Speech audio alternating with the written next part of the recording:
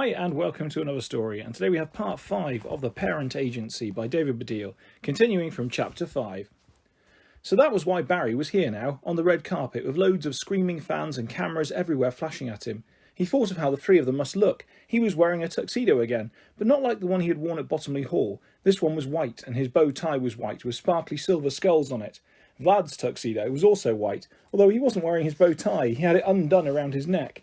Morosina was wearing a long white dress. Not the same long white dress she'd been wearing earlier.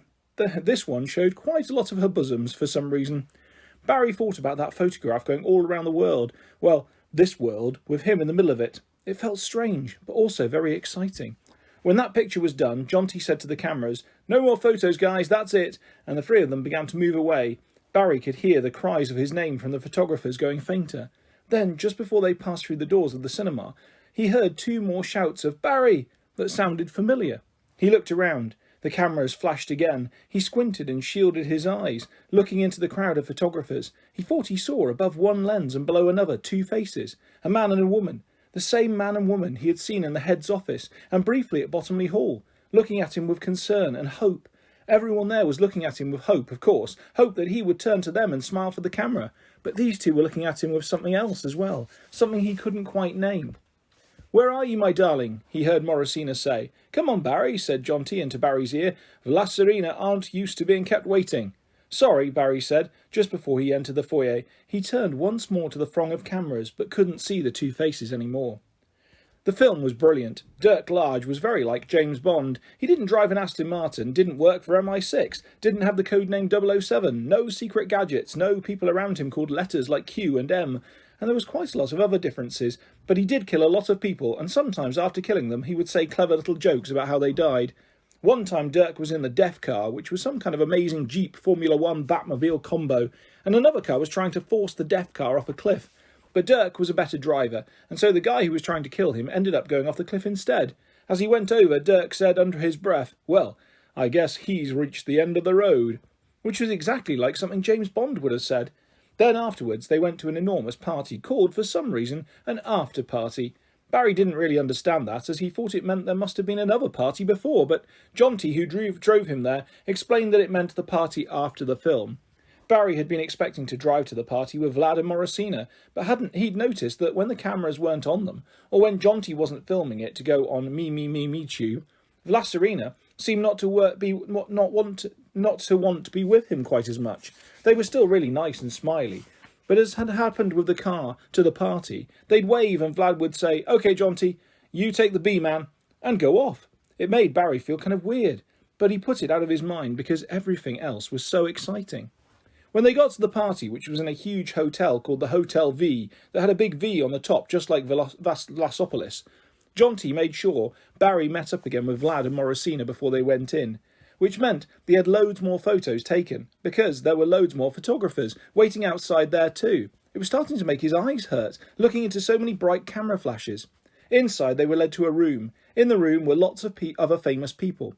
Barry was introduced to Fenula Postelnag and Jat Blatt and Imogen Labambam, who was chomping through her latest mobile phone, which was funny, although she didn't seem to think so when Barry laughed. But although they all clapped and smiled and hugged Vlad and Morosina when he was introduced as their son, Barry wasn't sure whether or not they were actually interested in him at all. He did get to meet Monty, who was quite friendly, but it got a bit awkward when Barry asked where the nose hairs were, since they hadn't been invited. As Monty went off, looking embarrassed, Barry noticed Jonty standing there. "Jonty," said Barry, is this it, the whole party?" "No," said Jonty, "of course not. This is the VIP room." "What does that mean?" "It's a special room that they have at premieres and showbiz events where the really famous people can go and only have to talk to other really famous people." "Oh." Jonty nodded towards some doors. "The real party's happening out there." "It is?" "Yes," Jonty said. He checked his watch. "Shall we go and have a look?" He led Barry over to the doors. As they got nearer, Barry could hear the thump of music. Jonty opened the doors, and the music suddenly got much louder. He and Jonty went through onto a balcony, an indoor balcony, which looked out onto the biggest room, hosting the biggest party that Barry had ever seen. Another phrase that his grandpa used to say came into his head. "Oh my giddy aunt," thought Barry. Chapter 6. Hundreds of other people were in the bigger party room, dancing, talking, drinking and moving about. There were 6-metre-high screens all around the room, playing scenes from the movie, and in the middle of it stood an enormous replica of the Death Car. Loads of guests were walking up a huge staircase that led to the driver's doors. Others were standing in groups on the seats. Some were climbing up and down on the spokes of the massive steering wheel. The music that Barry could hear was pumping out from the giant stereo on the mammoth dashboard. As Barry looked over the whole scene, he realised his mind was running out of things to say. Big. All around the colossal, he'd thought of one more, car, there were enormous, and another, guns, in the shape of Dirk Large's gun. But they weren't ordinary guns. As Barry watched, he saw Jamie Gurkina going over to each one and heaving back the trigger. Then out shot a huge, he'd given up from now on, he was just going to use the word big, and huge was it. Chocolate arc into the air, around the car, creating above it a huge liquid net of chocolate. "What do you think, Barry?" said Vlad, joining him on the balcony. "It's amazing." "It's going to get more amazing," said Morosina, wafting through from the VIP room. Barry felt a breeze start up through his hair, which was strange as they were definitely indoors. Then he heard Jonty shout, "OK, sir and Madam V, and of course Barry, would you care to step this way?" Barry looked over. Jonty had reappeared, but not on the indoor balcony, hovering beyond the edge of the balcony in the pilot seat of a helicopter. The door of the chopper was open, and a small platform came out from it. Slowly, it connected to a gate in the balcony, a gate which Vlad and Morosina were already walking through, and onto the helicopter. Barry rushed over and walked onto the platform. Morosina held out her hand to steady him as he got onto the helicopter. "Where are we going? We only just got here," said Barry. "We're not going anywhere, Barry," said Jonty, as he buckled a seatbelt across him. "No," said Vlad, "we're just making an entrance." Then, following a signal from Jonty, the music changed to the theme music from the movie, which was more da dun da dun dun dun dun dun dun dun dun dun dun dun, and the blades of the helicopter started whirring much faster. Up they went, to the ceiling of the huge room high above the crowd, who looked up as one. Morosina and Vlad waved to them from inside the cockpit. Barry, not knowing what else to do, waved too. The crowd roared and clapped. Jonty brought the helicopter down, expertly guiding it through the gaps in the chocolate net, weaving first one way and then another. He hovered for a second over the roof of the Death Car before bringing them down on top of a huge X painted in the middle of it. He turned a key and the blade stopped rotating. "Right, Barry," said Vlad. "Come and greet your public." Chapter 7. The three of them stepped out, still waving, into a bright spotlight. As the noise of the blades died down, the roar grew louder. "Vlad," said Barry, looking up, "can I stand underneath that chocolate fountain with my mouth open? In fact, can I run from one chocolate gun spray to another with my mouth open?" "Yes, of course," said Vlad. Barry noticed that Vlad was suddenly holding a microphone. "But first of all, let's not forget, you're the guest of honour." "Ladies and gentlemen," he said, speaking into the microphone. His voice boomed out across the room. "Partygoers, Death in the Car 5 fans, please put your hands together for tonight's guest of honour. We, and by we I mean me and Morosina Padada, popularly known as Vlasarina, a brand name which we own and which is not to be used for commercial purposes by anyone else without written submissions to our lawyers, proudly present our new son, Barry." There was another huge roar and another huge round of applause. Barry could see Vlad and Morosina applauding too, by his side. Not knowing what else to do, he waved some more, even though his arm was really starting to hurt. This got another huge roar from the crowd, like he'd done something really amazing. He wished he had his scooter, which wasn't a great scooter, just a razor without special stunt handlebars or anything, to hand, and then he could have done a flip or something to deserve all that applause. Underneath the noise of the clapping, Barry, still waving, whispered to Vlad, "Can I go and run about underneath the chocolate gun spray now?" Said Vlad. "Yes, I guess so. But first of all, our press conference." "Pardon?" "Hey, Barry!" He looked around. About 19 grown-ups had somehow appeared on the roof of the Death Car, with microphones and notepads and video cameras. "Barry! Barry! Barry! Barry!" Oh, not again, thought Barry. "Barry, what's it like being Vlasarina's son?" It's great." The ones with pads wrote that down. The ones with microphones nodded. "Did you ever imagine in your wildest dreams that one day you'd be the son of the most famous couple in the world?" No, I guess not." The ones with pads wrote that down. The ones with microphones nodded. "Are you going to have your own range of perfumes to go along with Stink Bomb?" Yes, I suppose." "What's it going to smell of?" Poo and wee," said Barry. The ones with pads started writing that down, but then stopped and looked a bit upset. The ones with microphones glanced at each other nervously. Barry will be meeting a number of top designers, interjected Morosina with a smile, and we're all looking forward to smelling what they're going to create together. I will, said Barry. She nodded. Morosina can I go and run around, catching the chocolate in my mouth now? Of course, she said. Just one more tiny thing we need for you. And then you can do whatever you want. Great, said Barry, who by now was worried that the chocolate guns might be about to run out of ammo. What is it?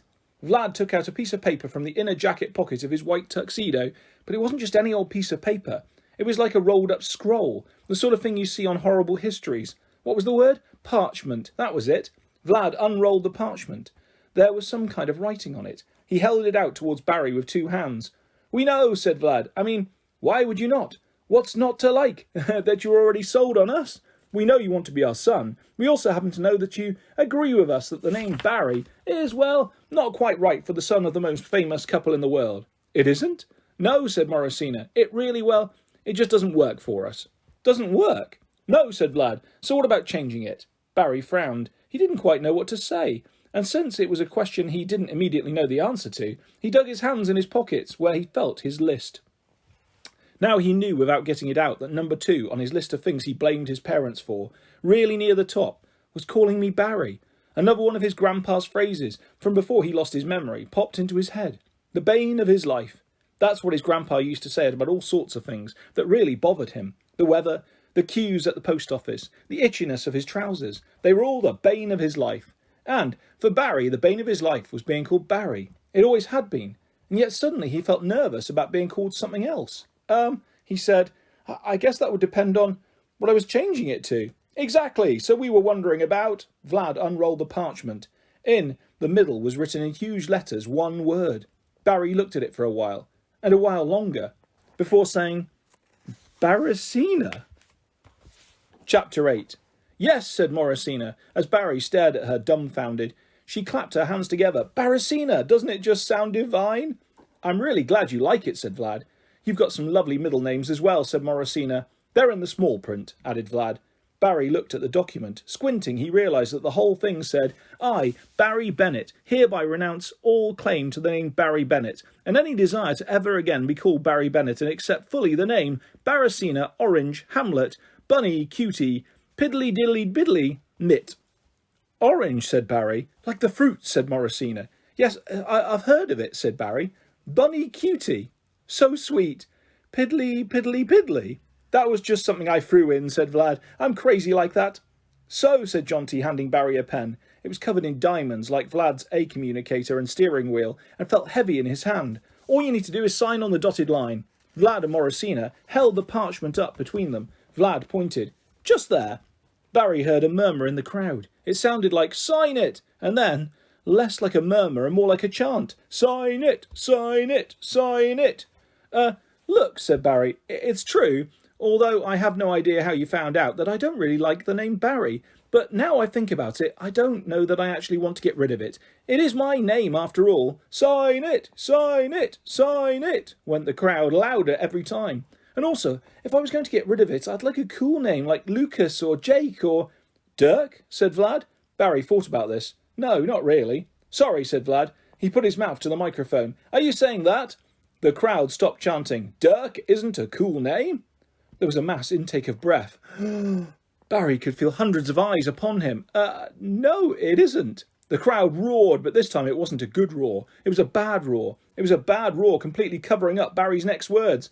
Not for me, at any rate. I'm sure other people might think so.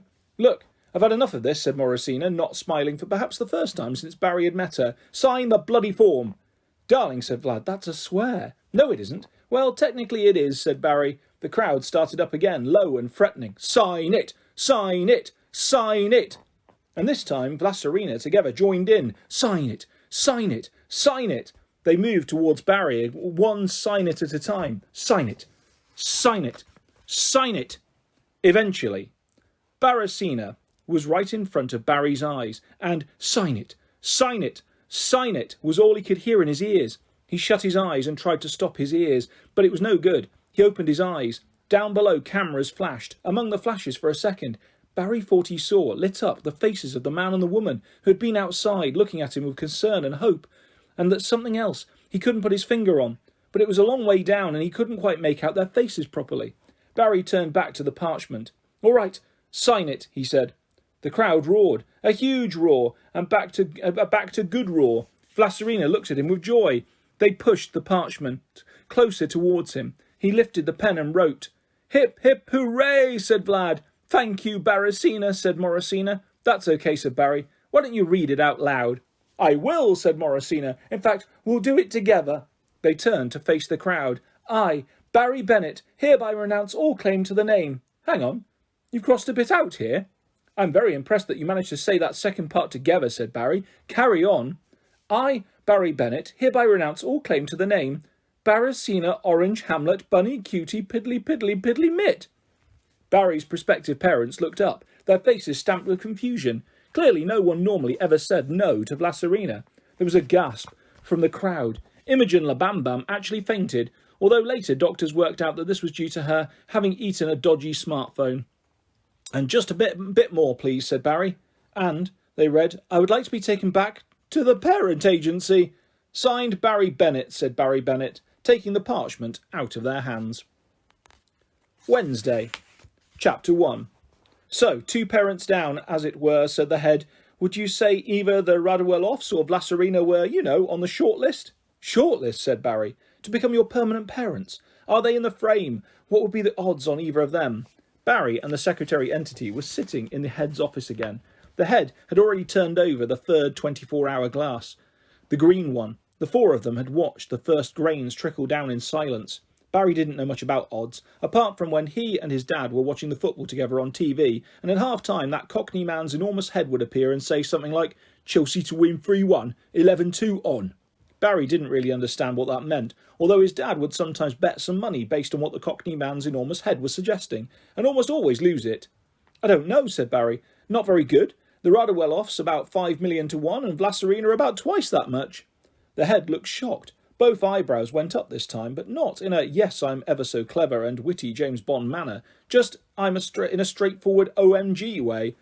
"Write that down, Secretary 1, said Secretary 2. "I'm writing it down."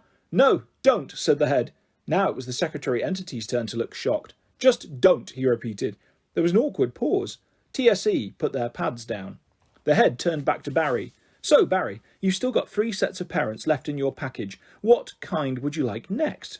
Barry took his list out of his pocket. It was looking torn and bedraggled now, and so creased it was becoming hard to read, but it was still clear enough, and anyway he knew it by heart.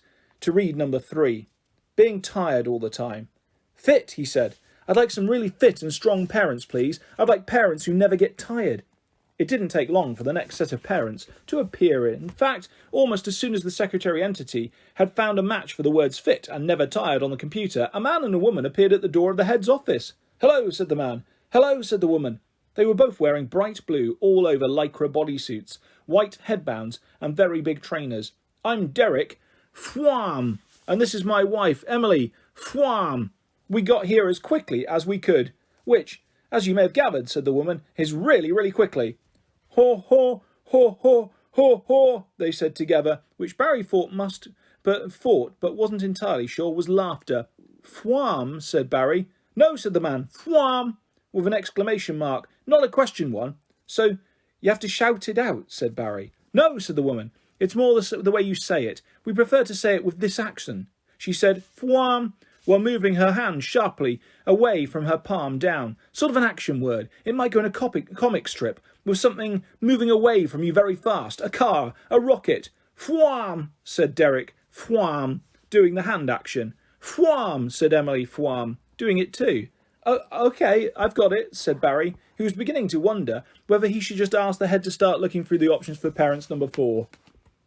Chapter 2. But he didn't. Derek and Emily had brought Barry some running gear so that they could sprint all the way to their house. There wasn't anywhere to change as they were on the street outside the parent agency. So, to protect his modesty, the Fwams ran around him very fast, forming a circle of speed which from a distance looked like a wobbly blue fence. Back in his own world at school, Barry had sometimes gone running, and he'd worn a pair of white shorts and a Barcelona top from 2009 that was too small for him, but the Fwams gave him a child's version of their blue lycra suits, a white headband and trainers. He thought it probably looked really embarrassing. The lycra was very tight. but once he put it on, he did feel like he could go faster than normal. Then, once they started running, he was sure he was actually going faster than normal. The trainers were really bouncy, and the suit felt like it glided through the air. The only problem was, however fast he went, and Barry was a pretty fast runner. He'd come second in the school cross-country run, and would have come first if Taj hadn't cheated by getting a secret lift halfway from his mum and dad. He couldn't go anything like as fast as the Fwams. Most of the time, they were at least 100 metres in front of him. They'd stop and say, "Come on, Barry, nearly there." When he got close to them, though, they'd be off again. Fwam! Eventually, to save time, Derek Fwam lifted Barry up and ran with him on his shoulders all the way to their house, which Barry wasn't sure about as he knew it might look quite babyish. But really, because Derek moved so fast, it was kind of fun. It was like riding a blue, lycra-suited, two-legged horse. After a while, Derek skidded to a halt. Barry actually pulled on some imaginary reins and went, "Whoa!" and put him down. In front of them was a large white building with the words "Sweatshop" on its front. "Here we are," said Emily. "Sorry, where are we?" said Barry. "Our house," said Derek, who, like Emily, didn't seem able to say anything that didn't end in an exclamation mark. He got his keys out and approached the doors of Sweatshop. "That's a gym, isn't it?" said Barry. "It used to be," said Emily, taking his hand and leading him into it. "But now it's our house." Barry went into the building. There was a lobby area with a wide desk at one end. "Oh, so you converted an old gym into a house," he said, remembering that in this world the same thing had happened to the old church just off the A41. "Nope," said Derek. "We live in it just as it was." "So," said Emily, who by now was standing behind the desk, "would you like membership of our house?" "Ho, ho, ho, ho, ho, ho," they said together. As it turned out, though, it was fun living in a gym, particularly a gym that no one else apart from the three of them was allowed onto. Barry liked having free run of the exercise bikes and the treadmills and the endless number of enormous rubber balls. He liked being able to drink as many energy drinks as he wanted. The ones here, which came free out of the machines, were called Power Fizz and Energade, and were purple and green and very bubbly. And he liked that there were loads of TVs hanging above the treadmills, except none of them seemed to be working. "Ah," said Derek, when Barry pointed this out, "we don't have normal TVs in our gym. Too easy to just stand and watch them. No, get on and you'll see." Barry stepped on a treadmill and started running. As he got his speed up, the TV came on. It was a show called Pop News that was just starting. It had a title sequence with lots of different people singing a theme tune which went, Pop News, more interesting than shoes." "Now, Barry, slow down a bit." Barry slowed down to a quick walk, and as he did so, the TV slowed down too. The singers started moving in slow motion, and the sound of their voices went all low and weird and stretched out, like ghost voices in films. Pop news, more fun than a bad bruise. "Right, now speed up," said Derek. "As fast as you can go." Barry moved his legs faster and the TV went back to normal. Then he went faster still and all the singers started moving as if they were speeded up, and their voices became high-pitched, like they'd sucked on helium. Pop news, more exciting than electrical fuse," they sang. "It's designed to make sure you run at exactly the right speed," said Derek. "Brilliant, isn't it?" Yes," said Barry, which was all he could say since he was completely out of breath. He noticed that the first item on Pop News was a piece about Vlaserina. They were being filmed smiling at home with their new child, Paterina. Barry slowed down. "We've always wanted a girl," Vlad was saying, while bouncing Paterina on his knee. "Maybe I'll do a bit more of that later," said Barry, getting off the treadmill. "OK," said Derek, who was in the middle of doing some star jumps. "So," said Emily, who came skipping into the room. Not skipping as in doing a hoppy, jumpy walk, but skipping, properly, with a big yellow skipping rope. "We've all got it sorted for your party." "The football party?" "Yes."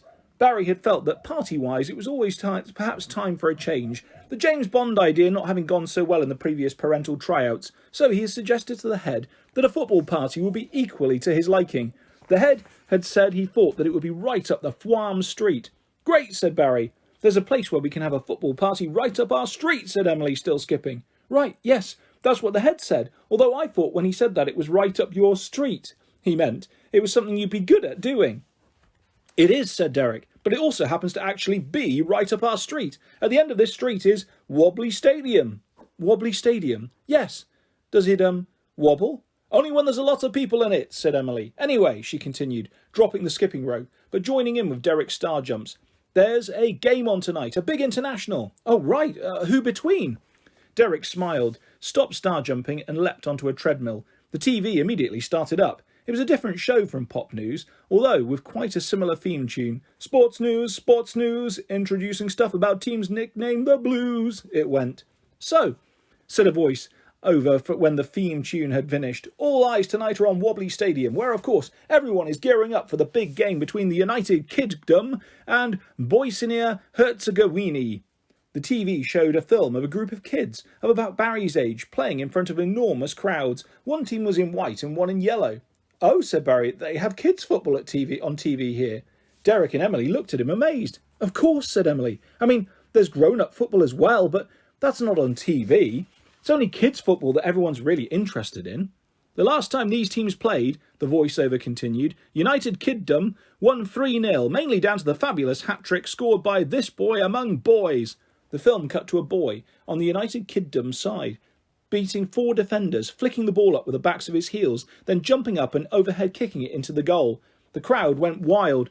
Barry squinted at the boy as he punched the air and ran towards the camera. It looks like a younger version of Lionel Messi, he said. Lionel Messi, said Derek, still running, but not at all out of breath. No, that's Lionel Tidy, the best kid player in the country. What's Lionel Messi like, said Emily. Well, a bit like that, said Barry, only from a place called Argentina, and grown up, although actually about the same size. But despite that result, the United Kingdom still need a win tonight to qualify for the Planet Birth Cup, said the commentator.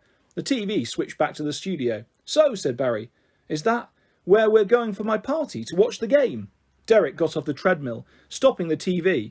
He winked at Emily, who winked back. Emily suddenly ran out of the room with a particularly quick "Fwam." Going to watch it, said Derek. Emily came back, again with a "Fwam." She was holding in front of her a United Kingdom football kit. She turned it around. On the back was printed the word Barry. You're playing, said Derek and Emily together, with more exclamation marks than Barry had ever heard. And that is where we will leave part 5 of The Parent Agency by David Baddiel. I'll be back soon with the next part of this fantastic story and lots more stories and videos coming your way very soon. If you'd like to subscribe or hit a like, that's always appreciated. Thanks for listening, guys. Take care. Bye-bye.